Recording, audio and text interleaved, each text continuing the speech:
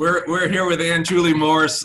She's a community organizer. Check this out. She is the founder of Babe Council, a nonpartisan organization that educates and empowers women to be more community and civic minded through social activism and altruism.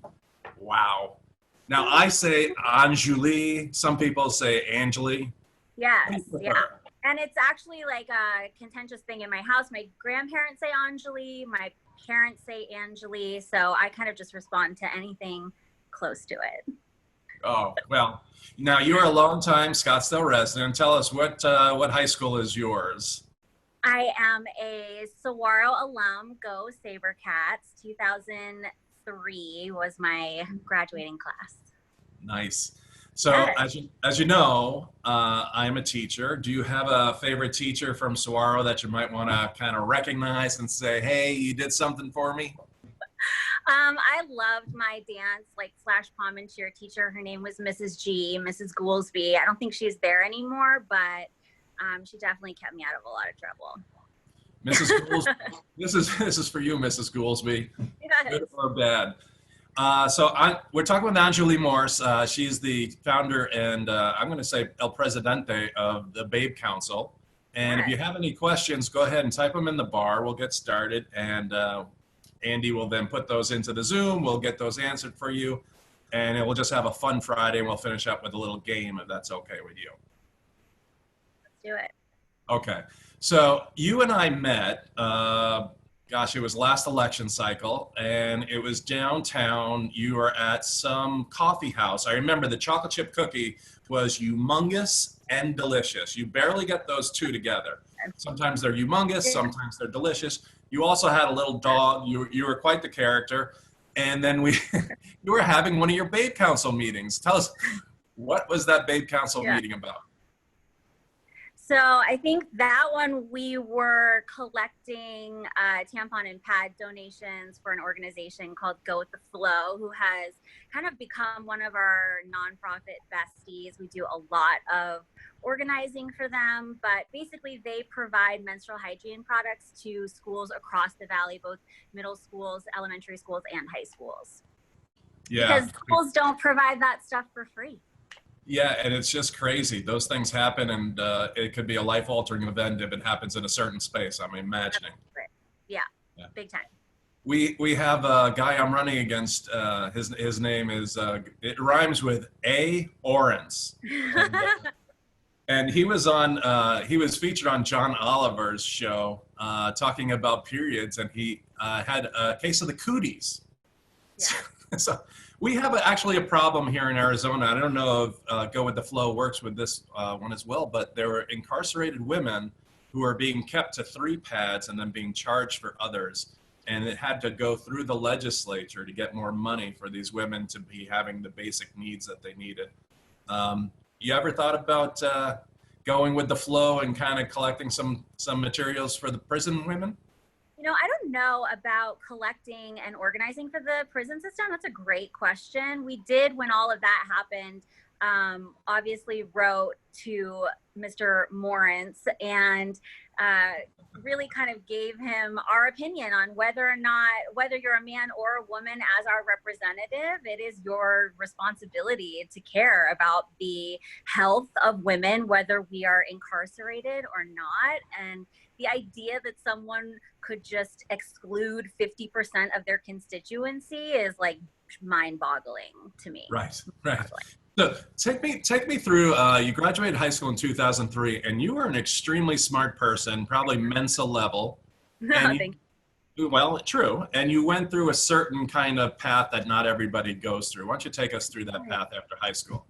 So I was actually really into fine art as a student when I was in high school, and I actually had offers to go to Pepperdine and Tulane for art, but I really just did not know what I wanted to be when I grew up, and I really feel like I'm the kind of person who is like a puppy. I have to put it in my mouth to decide, like, figure out what it is. You have to learn by actually doing stuff. So I didn't go to college, and about a year later, I ended up starting my first company, which was just like a little clothing accessories company, but it ended up becoming really big. We were sold in like 36 stores on the West Coast, and that led me into this whole world of branding and design, and that's kind of how I got my start.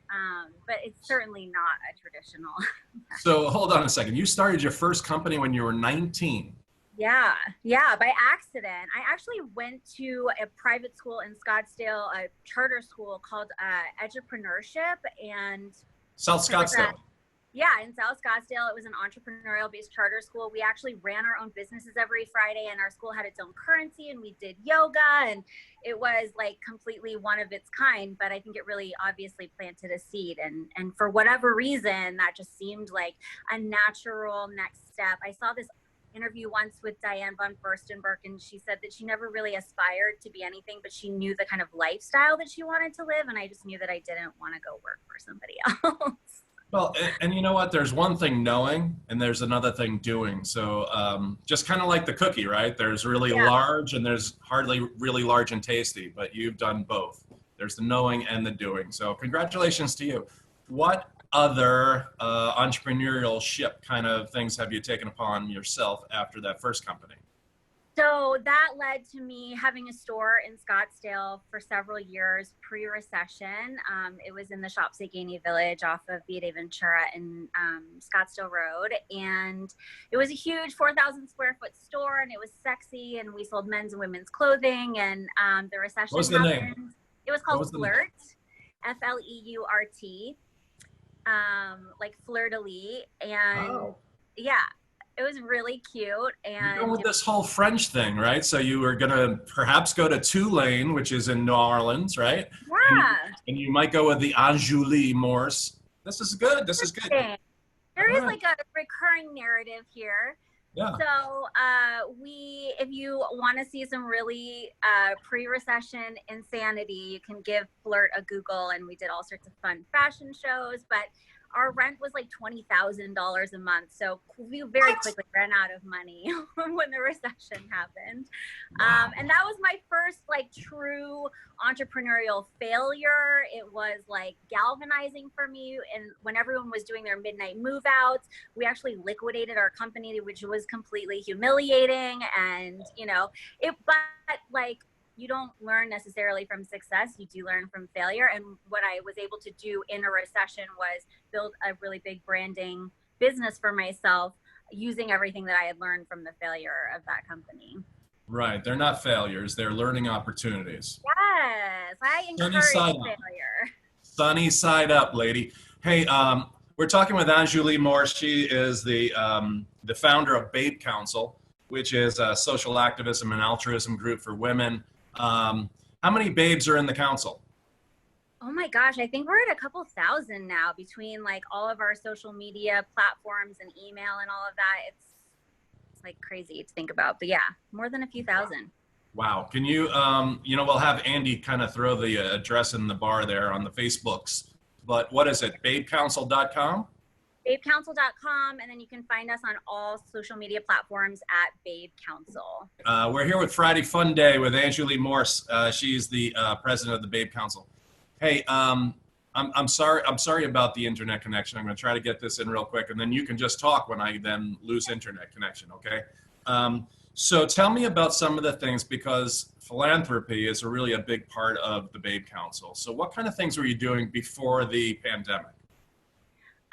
So we really believe in philanthropy, but like as women do, I want to be able to hit a lot of nails in one time. So a lot of heads of nails, and whatever the analogy is, that like it's not just enough to get tampons for our girls in schools, which we need to be doing, but we also need to make sure that we're writing our legislators to make sure that that funding is actually put into schools. Like the point is not just to be treating symptoms of problems, but also be treating the root causes of issues as well from a constituency and legislative level, or if it's corporate responsibility. So, maybe it's for certain things we're writing companies and asking them to make changes. So I think for us, it has been about trying to educate ourselves and our community about as many issues and causes as we can. So our philosophy up to this point of the pandemic has really been about kind of moving through issues